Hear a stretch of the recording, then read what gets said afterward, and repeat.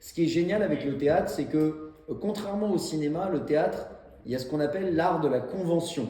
Vous savez ce que c'est qu'une convention de théâtre ou pas?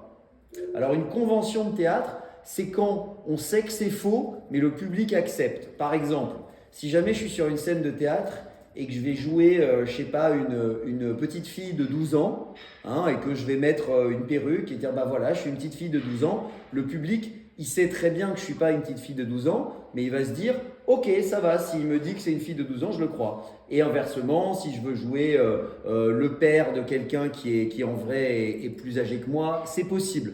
Et même si je dis, voilà, je suis invisible, et qu'après on fait la scène et que moi je reste sur scène, mais que je fais comme si j'étais invisible, et que, bah en fait, évidemment que je ne suis pas invisible. Mais le public va dire, ok, on y croit. Donc c'est pour ça que par exemple au théâtre, évidemment, on ne peut pas amener des batailles avec des chevaux. Mais si on dit là, vous devez imaginer qu'il y a des chevaux qui sont en train d'arriver sur la colline, et ben nous on imagine les chevaux. Et ben le porteur d'histoire, il y a beaucoup d'appels à l'imaginaire. Donc il y a des scènes, comme vous avez vu, qui se passent dans le désert algérien, il y a des scènes qui se passent dans la forêt des Ardennes.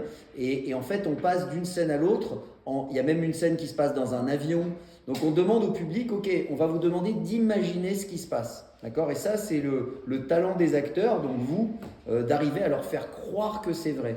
Mais en vrai, il n'y a pas besoin d'un décor fou, il y a juste besoin de leur dire, voilà ce qui se passe, et d'essayer de le jouer du mieux que vous pouvez. Et pour ce qui est de la mise en scène, je laisse votre prof ou votre intervenant s'en occuper.